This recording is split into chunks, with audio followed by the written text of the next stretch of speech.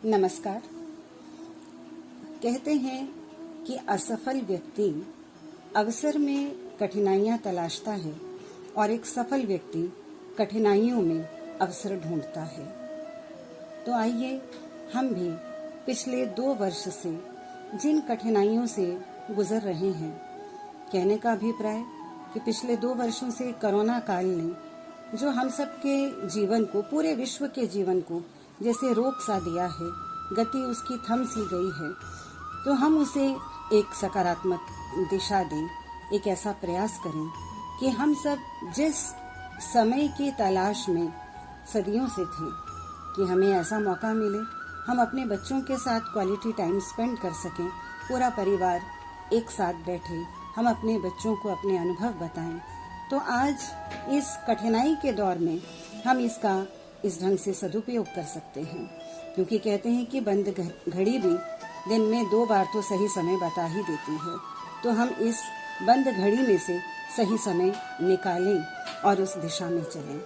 आज माता पिता के पास जो अनुभव का खजाना है, वो अपने बच्चों को बांटने का समय है। माता पिता के पास सांस्कृतिक धरोहर है, वैचारिक धरोहर है और अपने जीवन के संघर्षों की अनेक कहानियां हैं, अनेक महान ग्रंथों के उदाहरण हैं, दृष्टांत हैं। तो आज हम अपने बच्चों को वो सब सुना सकते हैं, क्योंकि यदि हम पिछले दिनों को देखें तो उनके पास इतना समय नहीं था, ना ही हमारे पास समय था। लेकिन आज हम अपने बच्चों को वो विरासत दे सकते हैं, समझा सकते हैं। अपने पास बैठाने का बहुत सा समय हमें ईश्वर ने दिया है। दूसरी तरफ हम देखें कि हमारे पास केवल देने के लिए ही नहीं है, उन बच्चों से लेने के लिए भी अपार क्षमताएं हैं, अपार संभावनाएं हैं। बच्चों के पास आज के युग की आधुनिक तकनीकों का जो ज्ञान है, वो हम ले सकते हैं।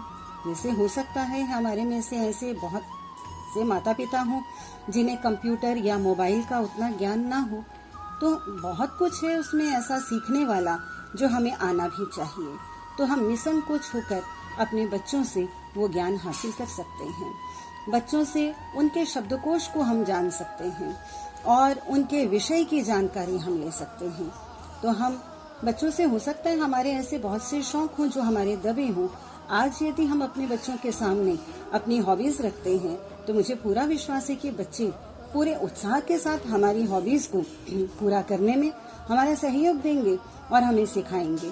हम अपना ज्ञान बच्चों को बांटें और आज के युग की जो मांग है उसके हिसाब से अपने आप को तैयार करें। एक पुरातन पीढ़ी, एक नवीन पीढ़ी मिलकर एक नया, सुंदर, सुगठित, सुंदर, संस्कारित समाज बना सकती है। आइए आप और मैं बढ़ चलें उसी दिशा की ओर। नमस्कार।